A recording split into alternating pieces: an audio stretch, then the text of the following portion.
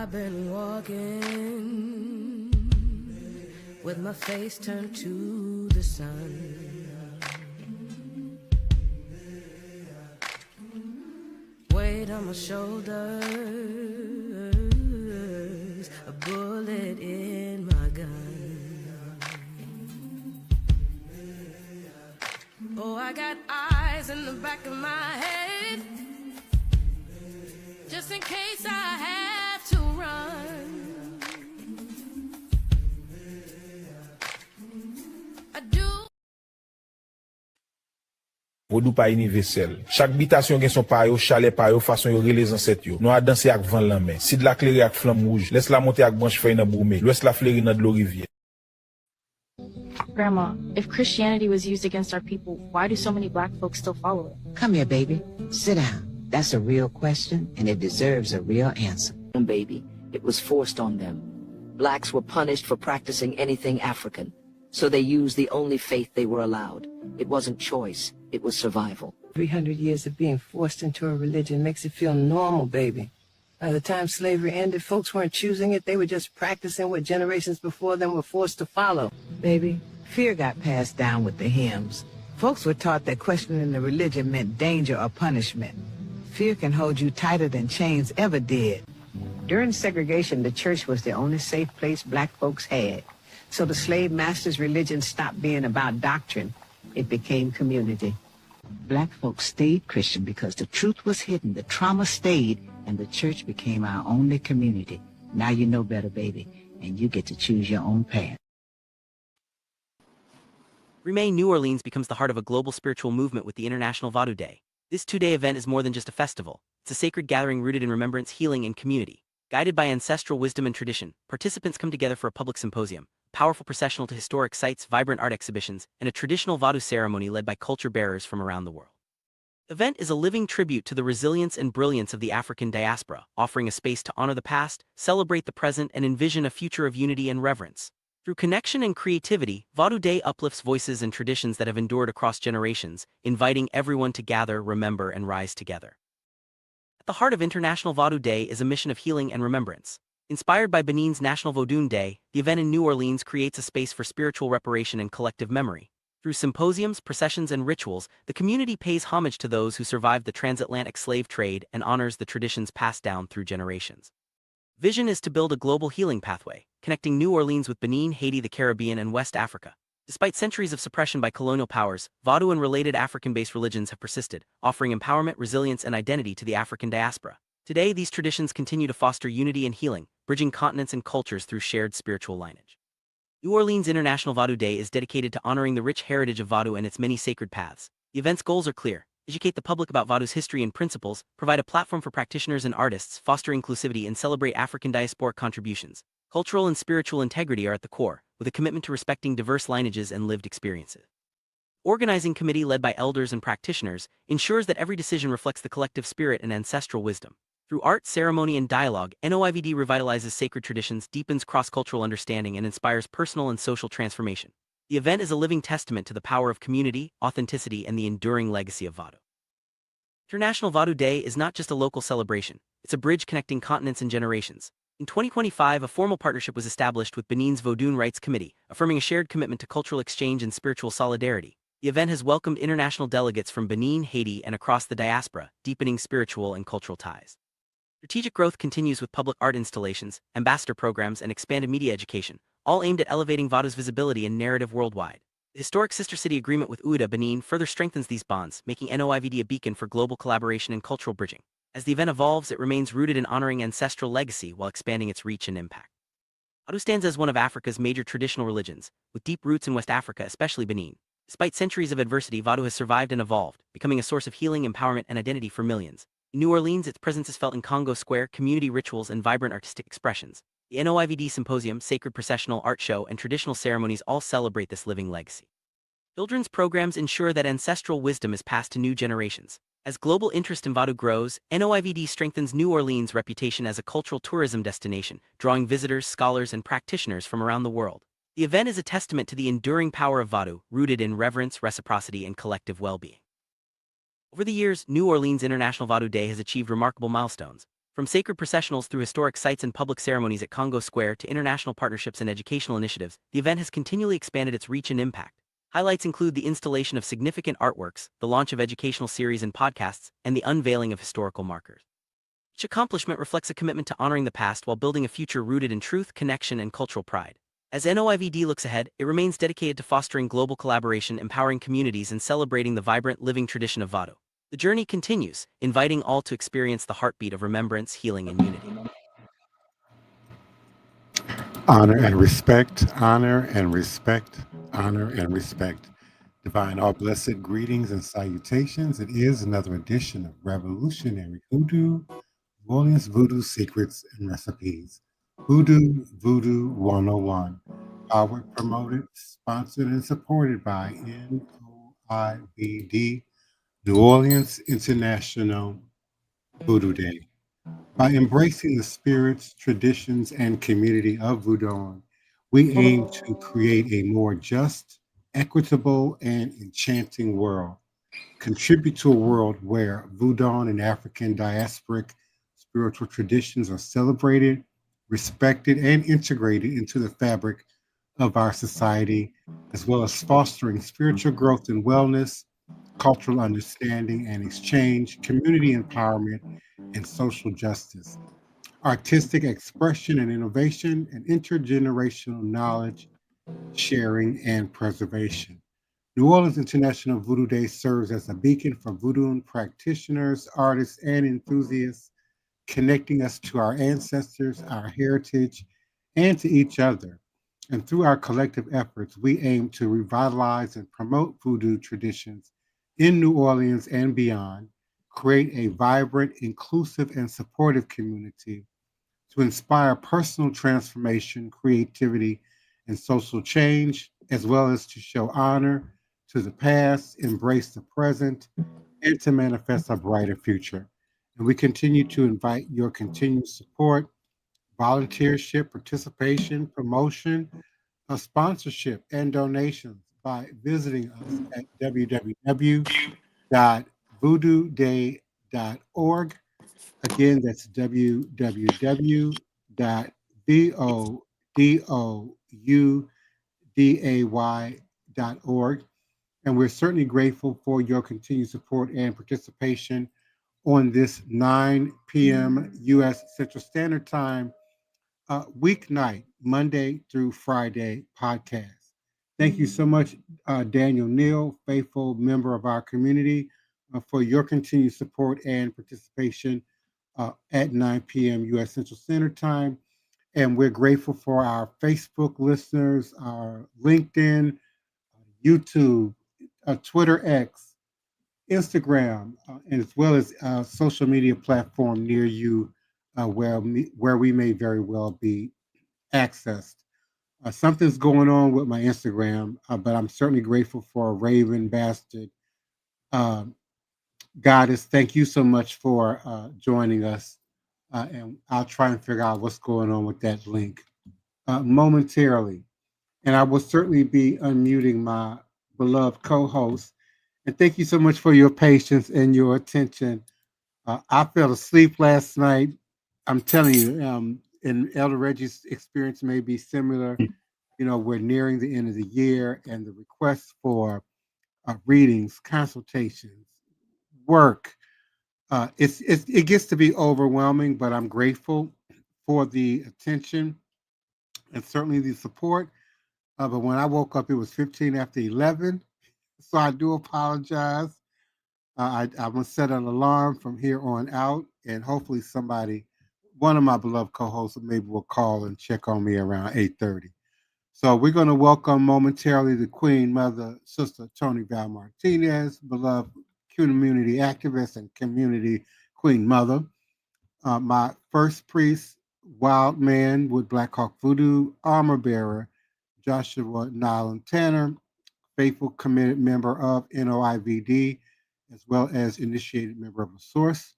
Our beloved Elder Reggie, Green Soap, leader and founder of Shrine of the White Cloth, committed leader and co-administrator of NOIVD.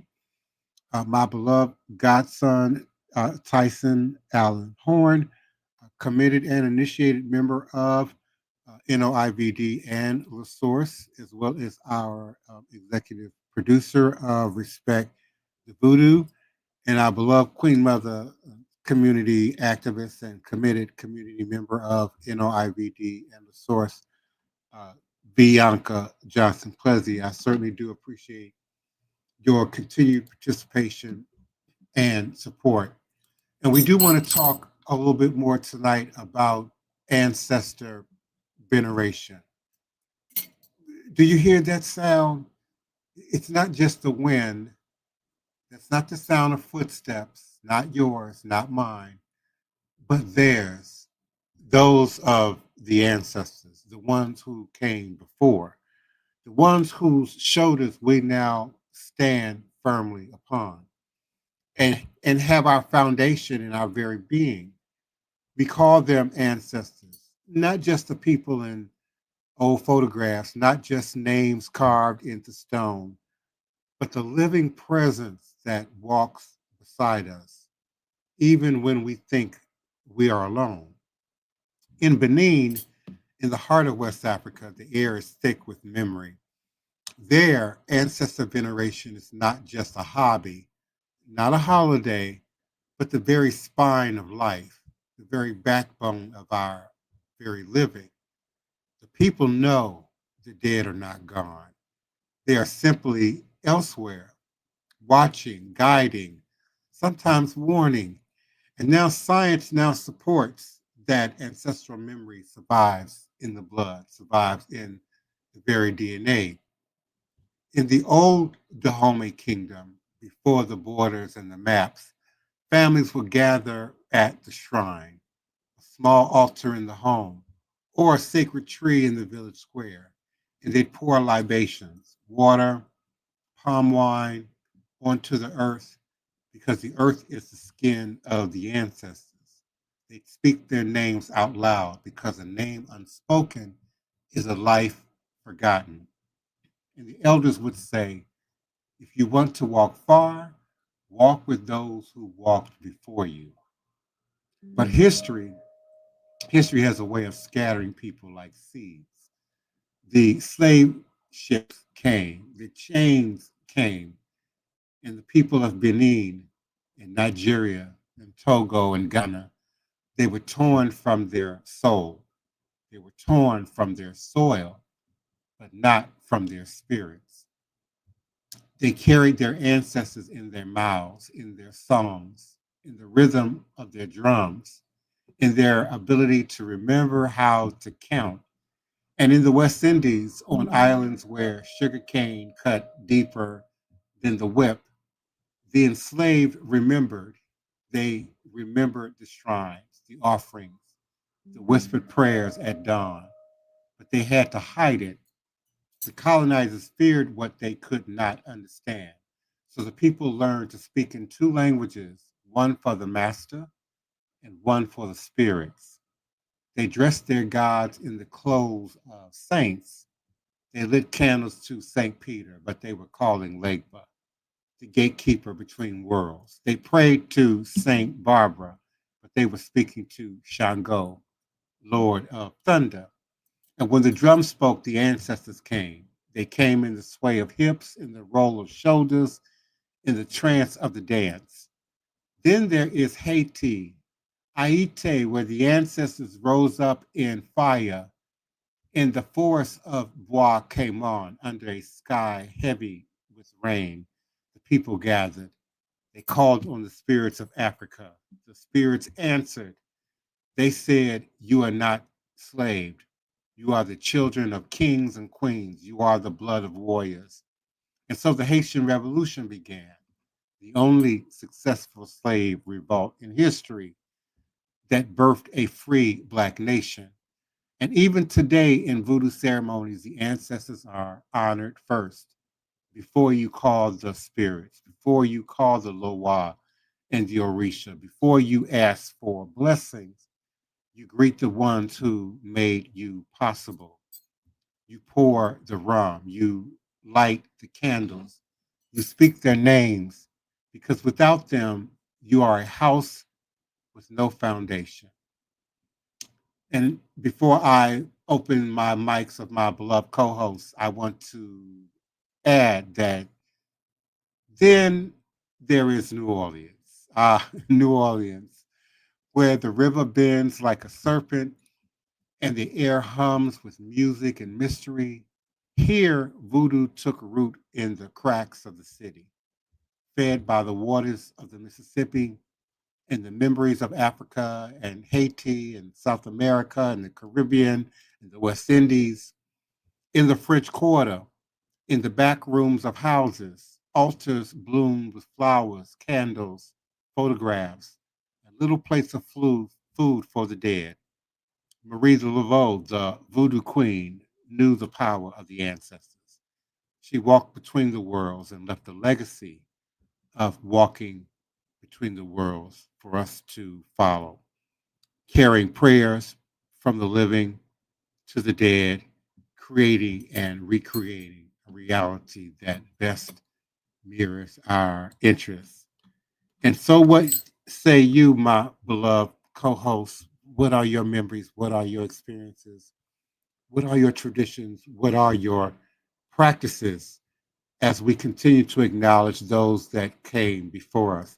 Not just every Sunday in Congo Square, not just annually on My Alpha, the first Saturday of July, as we gathered to commemorate and acknowledge the commemoration of the sacred Middle Passage, not just on our annual International New Orleans International Voodoo Day, where we come together across the seas, across the waters, with our beloved sister city and state, Benin, and our beloved sister nation, Haiti, to show honor and acknowledge from the river to Congo Square to my front yard here in Treme.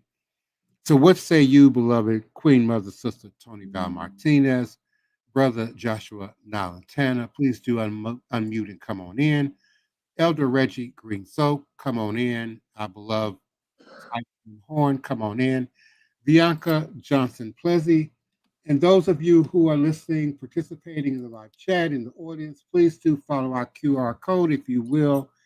Do come in with your questions, comments, and requests. Always a blessing. And what say you? Hey, everyone in the audience, listening audience, and on the panel. Personally, I'm not as organized as the rest of y'all might be. I do things when the spirit move me. I have a couple of set days, like the first of the month, that I'll do something.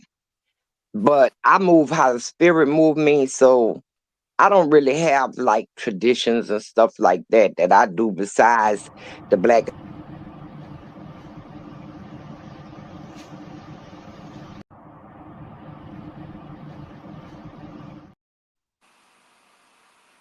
Hello? I hear you, sister. You went out for a second, but you're still there. Yeah, I don't know what happened. Go ahead.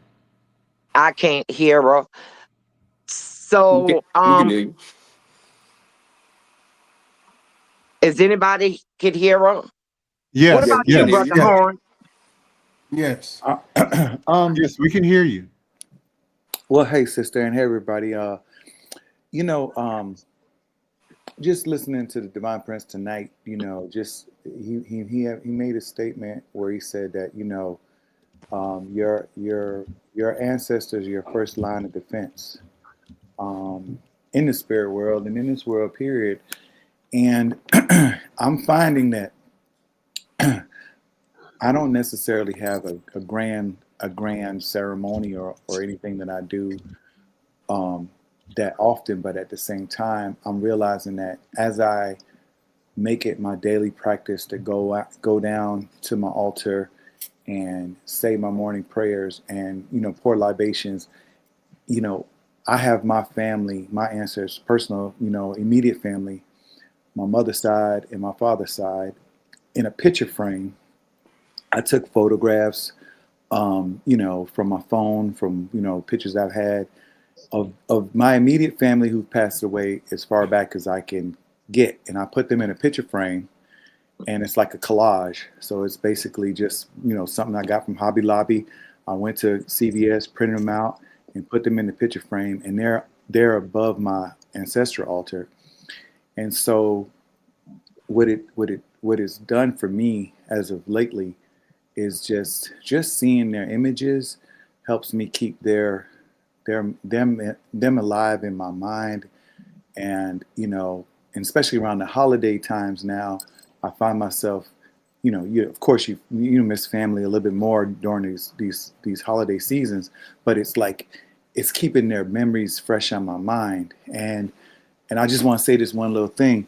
You know, my brother, you know, he's worked on the Voodoo project with me out there, and he's Ryan, who's come out there a lot with me.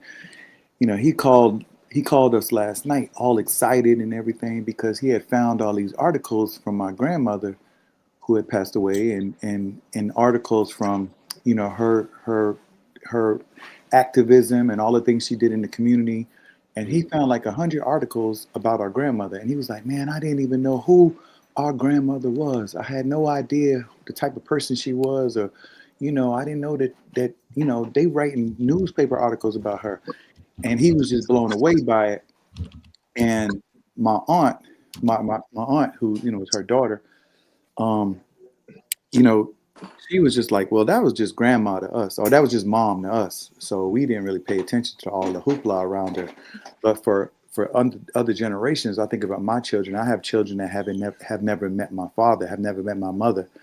And so I have to point to these pictures and show my younger children and say, hey, this was your grandmother, this was your grandfather. And I have to give them little insights to the type of people they were. And I'm realizing that if that was done more often, then I would know about the richness of my family heritage, just my immediate family heritage. So I'm more aware of continuing the history and teaching that history onto my children, and that's what I do as of lately. That's very interesting. It's very important that we pass on as much information to our children as we possibly can, and instilling them how important it is. Sister Bianca, you back? That's true. Yes. I have a thing that what I like to do is kind of similar to some of the stories that you guys was telling. I do have an altar, like, you know, where my dad and my grandmother and stuff, and then every once in a while I like to give them flowers, you know, whatever their favorite items and things are, water, coffee. But I also like to go out into the nature too, because at the end of the day, we do have our own, you know, our own family and our ancestors, but we do have a lot of old ancient ancestors that had walked the grounds that we're walking on now. So when I do go out, you know, I still like to put flowers in the river, in the water, you know, just kind of blessing and give thanks, in honoring those who have been through a lot of, you know, blood, sweat, and tears on the grounds that we're walking on today, even though they may be people that we do not know. A funny story to tell you guys with my daughter. One day I was doing like cleaning around the house, and I have different altars and stuff of different loas and stuff. And first I had them in like a glass covered case, because, you know, when you have like animals or kids running around, you don't want nothing to knock them over and stuff. So I kind of keep them in the glass covered case. And one day, me and my daughter was cleaning around the house, and she was like, "Mom, don't you think you might want to open up the case cover?" And I was like, "Why?" She was like, "Because, Mom, you know, you have the statues, the lowers, your ancestors. You have to treat them like human beings. They can't just be locked up in the case. You got to open up the case and let them get some fresh air. Let them get some fresh air. Let them breathe. Put some new water. Let them smell the incense. Let them hear and smell you cleaning the house and all this stuff. You have to treat like this. So open up the case cover so they can breathe. You're smothering them." And it was funny to me because younger kids at the age is kind of like when they're around it, they kind of understand it a little bit, and they kind of like thinking like, okay, even though these are figurines or pictures, they're still, you know, we still treat them just like how we would treat each other. So Yeah. Wow, that's very interesting that she was that into it that you had to let them breathe and let, So you no know, one can see or hear me at all. I No can one's right hear now you. we responding in can. the I can chat. hear you now. I asked if y'all could hear me. No one responded. I was getting ready to end the show. We couldn't hear you until just now. Yeah. Okay. Sister Bianca I was just sent you a talking. message. Yeah, I sent text messages. I communicated in chat. No one responded. So I assumed something was wrong. No, we still here. Sister Bianca was speaking. What about you, Elder Reggie? Yeah, I'm blessing everyone. Good night, Divine Prince, Sister Toni, Brother Joshua, Sister Bianca, Yeah. and Brother Tyson. Well, of course, I have the Shrine of the White Cloth. I opened it up about 2 years ago, if you don't mind. And basically, what it is, I go to Africa every year. In fact, I'm gonna be going in 2026, and I love the ATRs, but I cannot move away from the New Orleans Spiritual Church.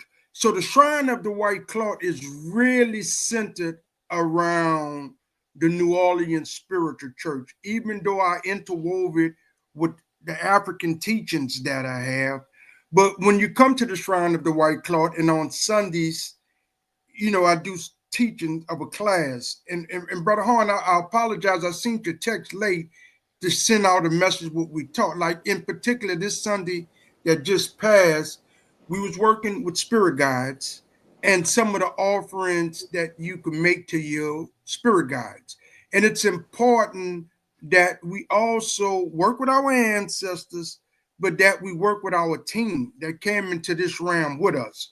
We came with spirits, we came with guides, and we came with protectors that walk and move with us, and to acknowledge them and to find ways to have a relationship with them is very important. And I try to bring these teachings out at the Shrine of the White Cloth on Sundays, because if you don't honor yourself first, how can you even honor your ancestors or anything beyond that? An Orisha, a deity, or Loa, if you are not honoring who you are first, because that becomes the foundation. And then as other entities and energy moves in, they have to respect what you have in place first. And that's basically what I do. I say. I should Mm-hmm. piggyback off of that, Elder Reggie. Mm-hmm. Just to answer the question in terms of, I know we was talking about ancestral veneration. My those who do know me, I mean, I have my family has a long, rich history here in New Orleans. So just like what Bianca said, like walking around, sometimes you just being having so many ancestors that have passed through this land and walked through these streets that are very ancient and very old. You kind of find yourself at times and in moments where you're not even expecting to run into remembrance of them, that you run into things that remind you of them, or different situations, or even like what brother Tyson Horn mentioned today about his family, about finding out just different bits and pieces of information about your family and their association to certain things. And that's something that I constantly run into here in New Orleans. That and I have my own ancestral altar that I have situated, and my family have always set apart a space within our homes to keep our ancestors, whether it be like old obituaries or memorabilia or Chinaware that's been passed down through centuries and through time from generation to generation, just to give them respect and give them a space to within the space that we live in, honoring the space that they held while they was here in this world. And that and sometimes I end up, I mean, being from this area, I know, and doing a lot of research on my family, I go back to their, you know, their burial site, sit down whenever I don't have an answer and I feel a pull from them for me to go sit down with them. I go sit at their headstones or their burial sites and spend time in peace and silence and allowing them to show themselves to me with offerings. Um, and they answer, they come, they give me signs, they give me solutions to my problems or wisdom. Um, and yeah, that's pretty much what I do. Yes. Sister Bianca had made me think of something when she said about going outside.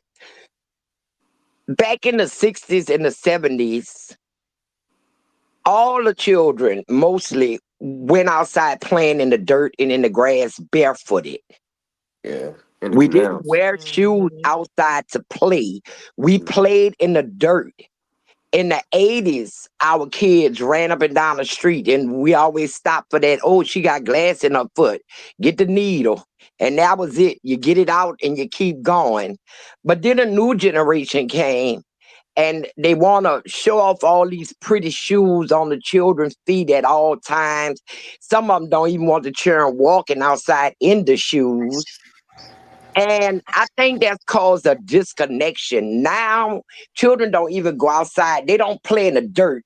That's a mortal sin in 2000 for your kids to sit down there and play in the mud and make mud pies and stuff like that. But I think our kids have gotten disconnected from the earth and from the earthly ancestors. And that may why we have so much problems with our younger generation. They don't feel the ancestors through the dirt, you know, and pouring out, wasting something, not intentionally, but still the act was being done. Children was wasting their soda. They was wasting their Kool-Aid. They was drinking water out the hose pipe. It was going in the ground.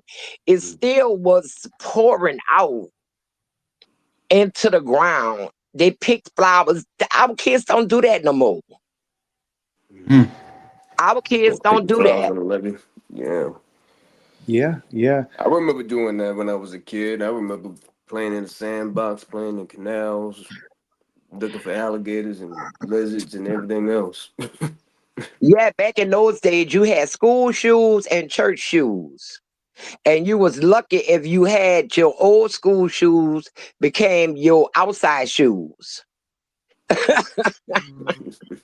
You might have Oh had a yeah. pair of no-name tennis shoes too, as it got colder to play outside. But our kids are so disconnected from the earth. They and sitting under the trees and climbing trees and sitting in trees. We have a big disconnect, and it's not just nature. It's from our ancestors' spirits that's there. So they're not getting the guidance and stuff that they would need. I mean, right now today, I say our kids have no street sense. Very few kids have street sense. Oh, now I you, can remember Wapani and I eating what other folks would have said was weeds, but somehow we knew intuitively, instinctively, that certain plants, were going to be sweet or had a taste to them. Certainly at 5, 6, 7, we didn't understand herbal, medicinal, properties of these plants. But I can remember eating like tiny clovers as young as 5 or 6 years old, and where that came from, I don't know. It was just instinctive. I remember digging up the first mineral out of my backyard, which I now know was mica, but what later came to be popularized as formica in the 70s and the 80s, and were in a lot of people's countertops. But I was digging, things out of the ground as a kid, knowing that there was, a deeper sense of meaning and purpose to it. And one more thing before I pass the mic, I think I want to attribute it also to our exposure to the Smithsonian Institution and our ability to be able to go in and out of these museums, the History Museum, the Air and Space Museum, for free and at our liberty, as children. We just had a greater degree of curiosity and exploration as kids. And there were still forested, wooded areas that surrounded, our house. And we would explore the woods, as if it were our backyard, with little to no fear. You didn't come home till the street lights came on. Yeah. Yeah, that's why I was so glad I lived across the street from City Park, where my oldest two children was like 11 and 12 years old. The park, like Divine Prince said, was their backyard. But since our house faced the park, the whole park was their front yard, and they had adventures. And they left soon as the sun came up and didn't come back until the street lights came on. They had adventures. They played in the grass. They swam in the lagoons. They can't do it now. They fished. They did so much, and they did it on their own without adult supervision. They was into it with nature. And our kids generally today don't do that. And I think that's a big part of the problem. When I was a kid, we was eating dirt, daring somebody to eat an earthworm. Stuff like that. We'd be dirty. Clothes be filthy. Ty couldn't get the dirt out. That's why you had play clothes and you had school clothes. But I think we should encourage our children, our nieces, our nephews, or whatever, to be outside more and dance in the rain. Sis, it's funny that you say that because, my daughter, Lucy, she's 5. And the youngest is 2. And when they're outside, I remember one time, not too long ago, that I had to catch myself because they were, going out and going and getting dirty. So naturally, it was like, I was like, oh, you gonna get yourself off? And I was like, I had to stop myself. And I'm like, you know what? Just let them get dirty. Let them play in the dirt. Let them chase after the bugs. That as we get older, sometimes we get away from the connectivity of being outside and allowing yourself to get dirty and so forth. And so, it's just this hearing all this and thinking about my childhood is very similar to your childhood as far as just being outside. And it's a constant reminder that we have to allow the younger generation the opportunity and give them opportunities to play, to explore, we put up a bird feeder recently in our new home. And just to see my daughter get excited as much as I'm excited to see the different types of birds coming to eat from the feeder, it's like that's something that I'm hoping that one day she'll remember. Oh, I used to watch birds with my dad or something like that. So it's good to hear all these stories and just be reminded to do these things. And let your kids play out in the rain. Let them get wet. Oh, our children be like they gonna melt. And it's not just about their hair. They be like they gonna melt if they get caught in the rain. It's raining outside. I can't go outside. We used to love when it rained. You see the whole block of children outside jumping in puddles, running in the rain if it wasn't thundering and lightning only.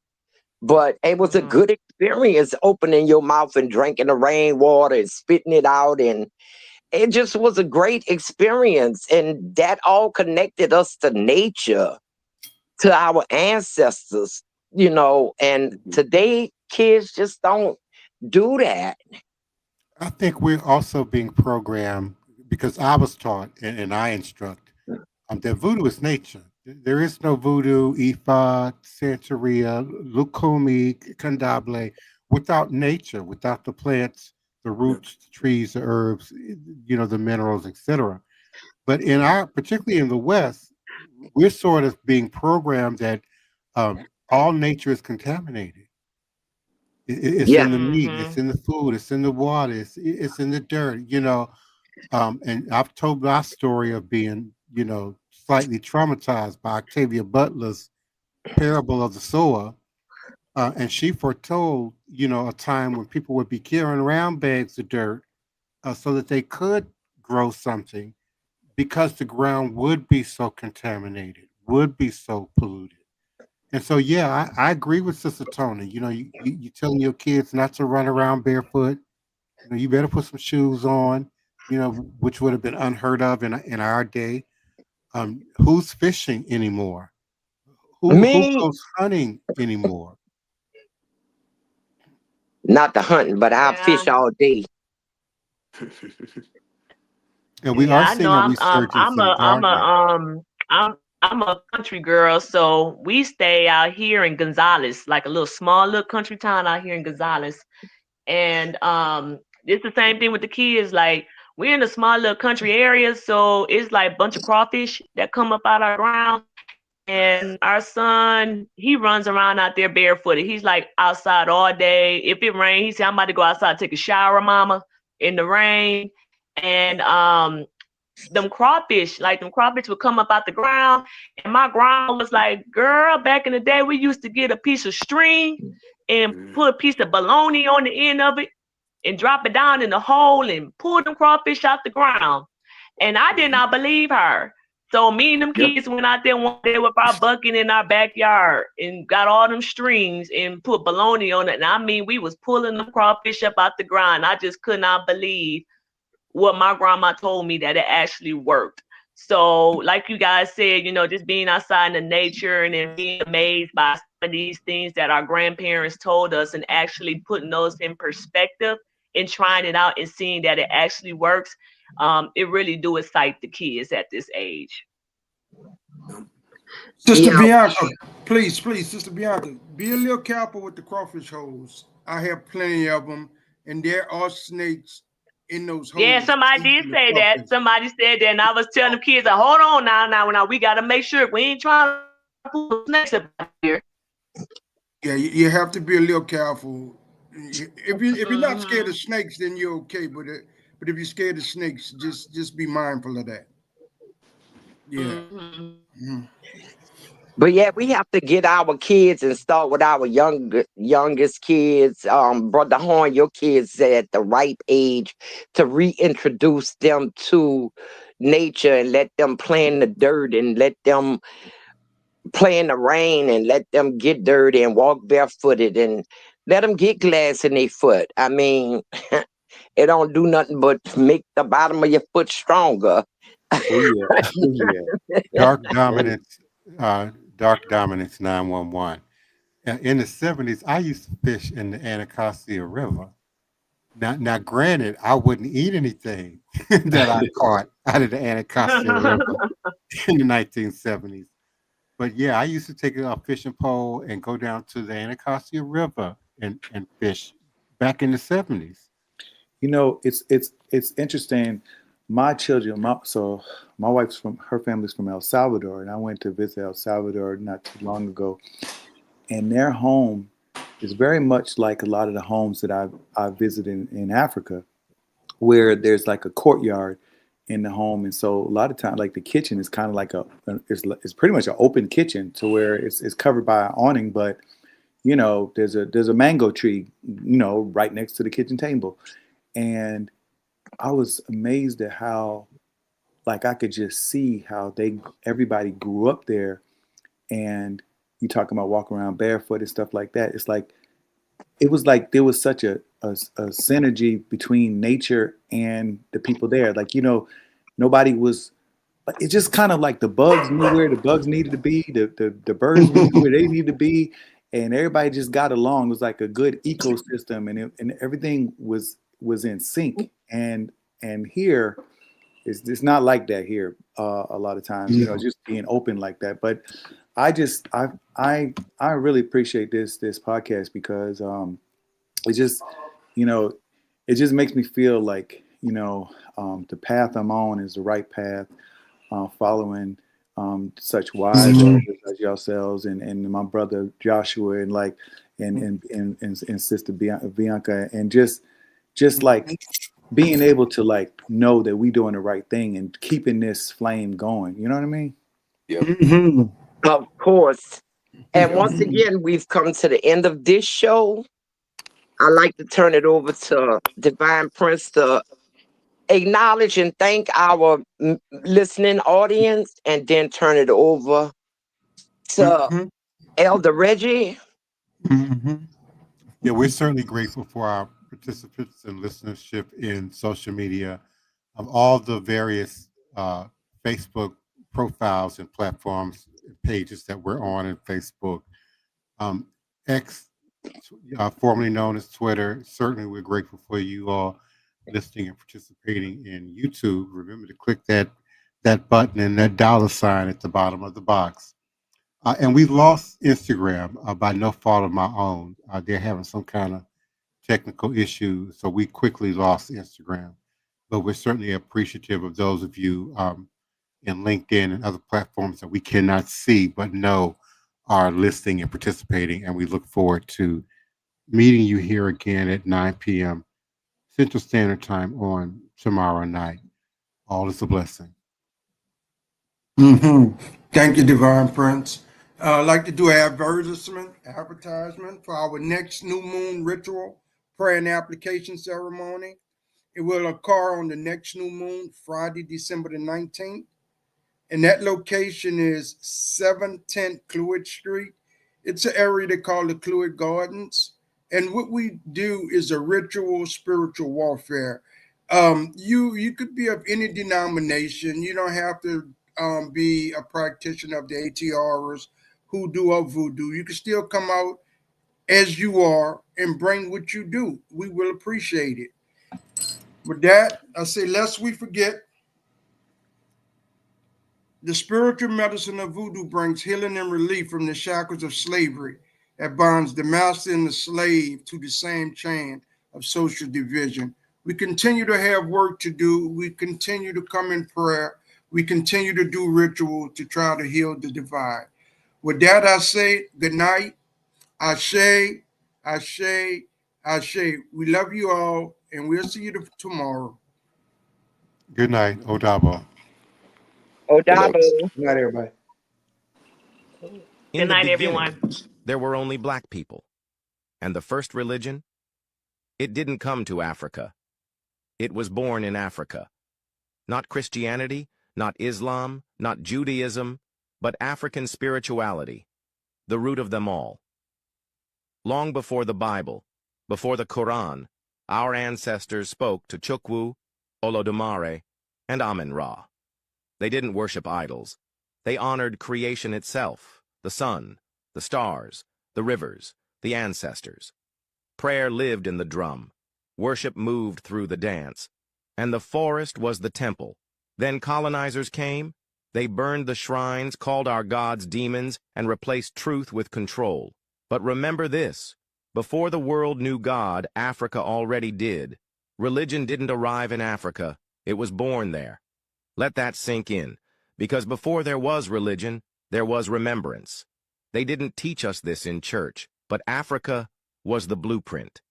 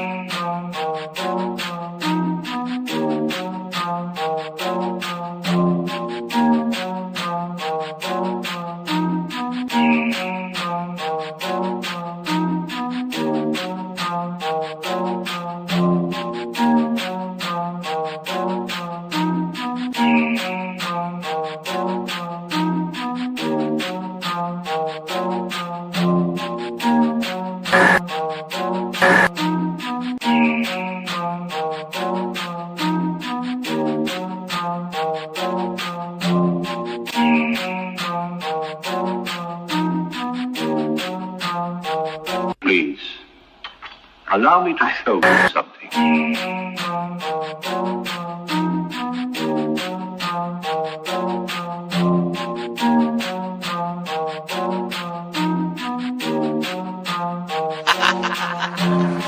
They say I'm crazy and that might be true. I got this white in my DNA, yeah, I'm coming for you. It's time we turn the tables, flip these motherfuckers on you. I wanna see you hanging from trees. It's time you pay for your dirt and your showtime. You created the monster, you created the beast.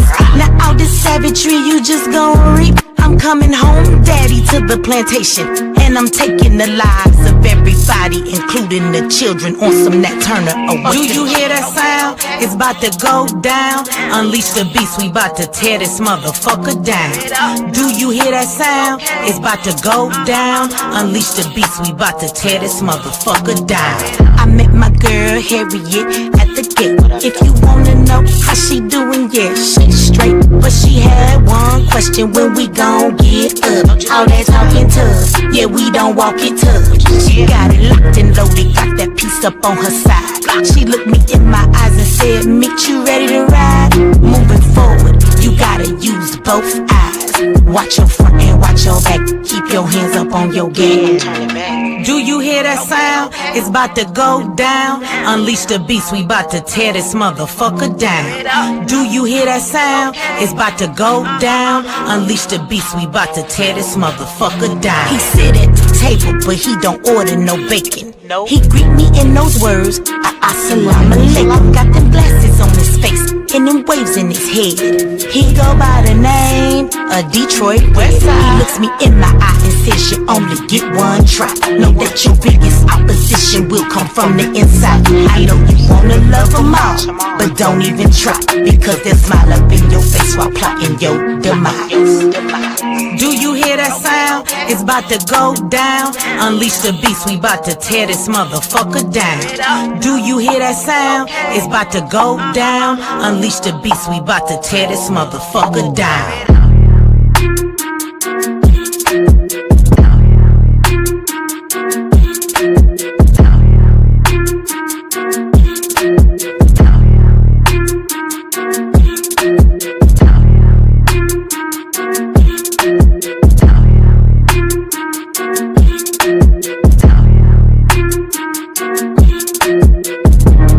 We are the children of the ancestors that weren't part of it.